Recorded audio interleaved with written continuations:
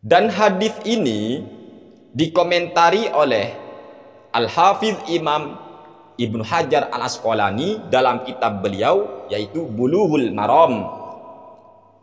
Di sini punya kami terbitan Nurul Ilm, tepat pada halaman 347.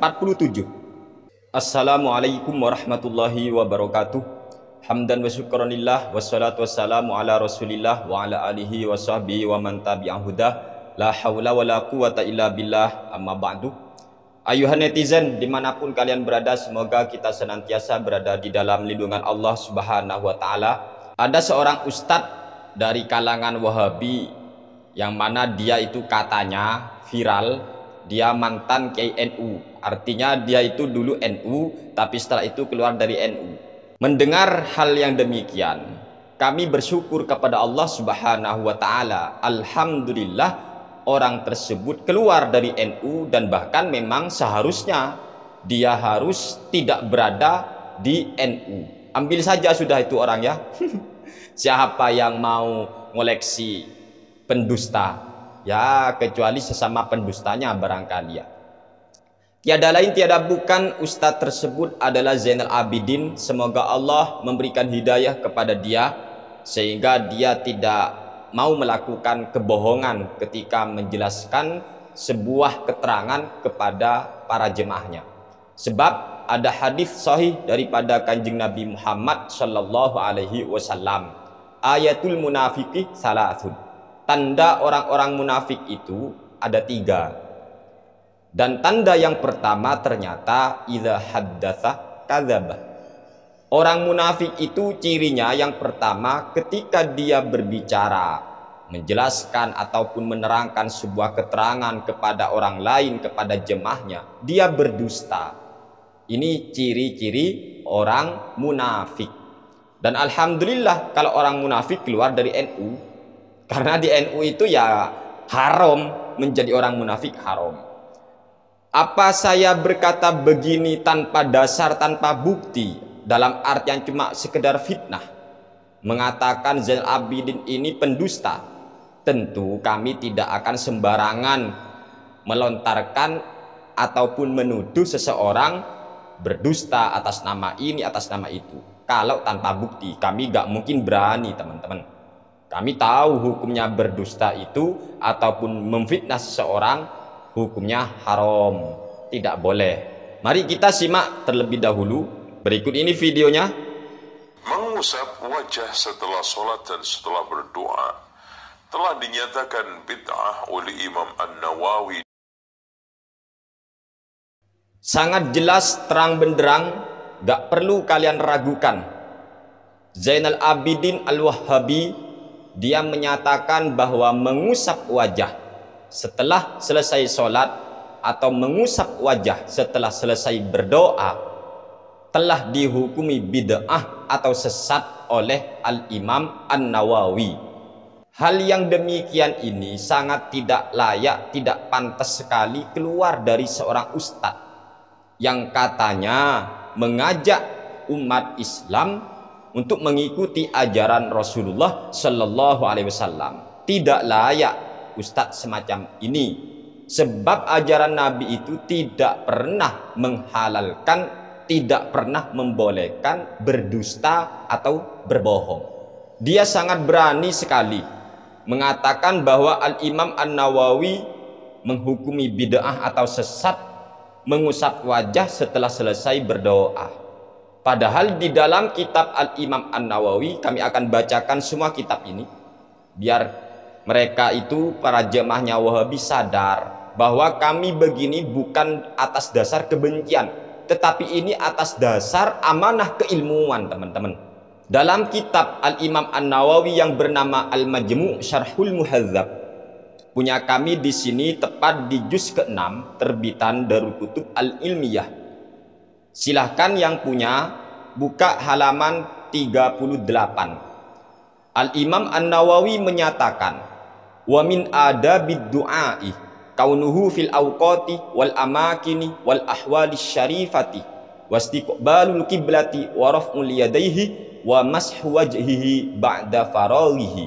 Di antara akhlak atau adab ataupun tata krama kita ketika berdoa, kaunuhu fil awqati wal amakini wal ahwali syarifati, hendaklah kalau kita berdoa itu lakukan pada waktu yang mulia, pada tempat yang mulia, dan dalam kondisi yang mulia. Ini adab kita ketika berdoa. Lakukan di waktu yang mulia, tempat yang mulia, dalam kondisi yang mulia. Yang kedua, wastiqbalul kiblati, hendaklah kita ketika berdoa menghadap ke arah kiblat. Yang ketiga, waraf'u yadaihi, mengangkat tangan ketika berdoa, mengangkat kedua tangan saat kita berdoa kepada Allah Subhanahu wa taala. Yang keempat, wa mashu wajhihi ba'da faraghihi, kemudian setelah kita selesai berdoa, mengusap wajah dengan kedua telapak tangan kita. Ini dalam kitab Al-Majmu' Syarhul Muhadzab ini jelas Imam An-Nawawi justru menyatakan di antara tata krama ketika kita berdoa kepada Allah, yaitu mengusap wajah dengan kedua tangan ketika sudah selesai berdoa. Tapi sangat menyayangkan sekali, Zainal Abidin sudah berani berdusta atas nama Imam An-Nawawi hanya untuk memvonis bid'ah atau sesat orang yang selesai berdoa mengusap wajahnya.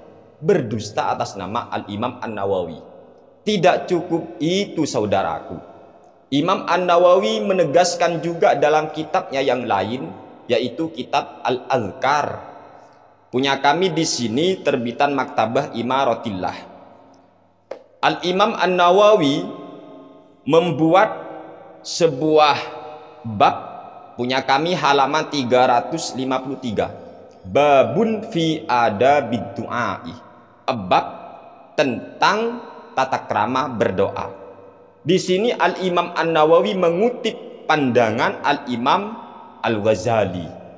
Wa qala al-Imamu Abu Hamid Al-Ghazali fil Ihya'i, Imam Abu Hamid Al-Ghazali beliau berkata dalam kitabnya Ihya Ulumuddin, adabud du'a, tata krama berdoa itu ada 10.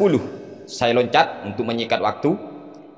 Dan di antara yang 10 tata krama dari beberapa tata krama saat kita berdoa, ternyata ats-tsalitsu, yang ketiga, saya loncat ya, istiqbalul kiblati wa raf'ul yadaini wa yamsahu bihima wajhahu fi akhirih. Yang ketiga tata krama berdoa yaitu menghadap kiblat dan mengangkat kedua tangan, wa yamsahu bihima, lalu mengusap wajah, bihima wajhahu fi akhirih, di akhir atau setelah selesai berdoa kita mengusap wajah. Ini kata Imam An-Nawawi mengutip pendapat Al-Imam Al-Ghazali. Dalam halaman 355, Al-Imam An-Nawawi membuat bab babu raf'il yadaini fid du'ai thumma mashil wajhi bihima, bab tentang mengangkat kedua tangan saat berdoa, kemudian mengusap wajah dengan telapak tangan tadi setelah berdoa. Ini dijadikan bab oleh Imam An-Nawawi. Rawaina fi kitab Tirmidzi an Umar bin Al-Khattabi radhiyallahu taala anhu qala, kami meriwayatkan dalam kitab Sunan At-Tirmidzi dari Sayyidina Umar bin Al-Khattab radhiyallahu taala anhu qala, beliau Sayyidina Umar berkata, kana Rasulullah sallallahu alaihi wasallam idza rafa'a yadayhi fid du'ai lam yahuttahuma hatta yamsaha bihima wajhahu. Rasulullah sallallahu alaihi wasallam itu apabila beliau berdoa, beliau mengangkat kedua tangannya. Lam yahuttahuma hatta yamsaha bihima wajhahu. Dan beliau itu tidak pernah menurunkan tangannya, tidak menurunkan kedua tangannya yang diangkat oleh beliau hingga beliau mengusap wajah beliau yang mulia dengan kedua tangan. Dan hadis ini dikomentari oleh Al-Hafiz Imam Ibnu Hajar Al-Asqalani dalam kitab beliau yaitu Bulughul Maram. Di sini punya kami terbitan Nurul Ilm, tepat pada halaman 347. Nomor hadis 1359. Wa an Umar qala, diriwayatkan dari Sayyidina Umar bin Al-Khattab radhiyallahu taala anhu, beliau berkata, kana Rasulullah sallallahu alaihi wasallam idza madda yadayhi fid du'ai lam yaruddahuma hatta yamsaha bihima wajhahu.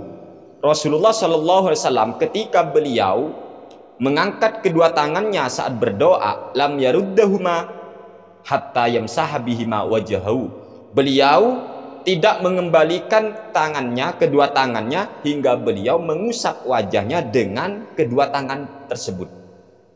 Kemudian akhrajahu at-Tirmidzi, hadis ini diriwayatkan oleh Imam at-Tirmidzi, walahu syawahidu minha hadits Ibnu Abbas radhiyallahu anhuma inda Abi Daud wa ghairihi wa majmu'uha yaqtadi bi annahu haditsun hasanun.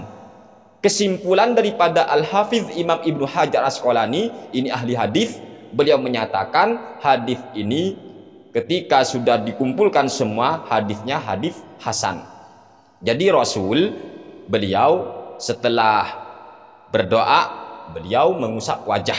Dan sekali lagi, apabila Zainal Abidin itu mengatakan Al-Imam An-Nawawi membid'ahkan atau menyesatkan orang yang ketika selesai berdoa dia mengusap wajah, itu merupakan kedustaan, kebohongan kelas kakap.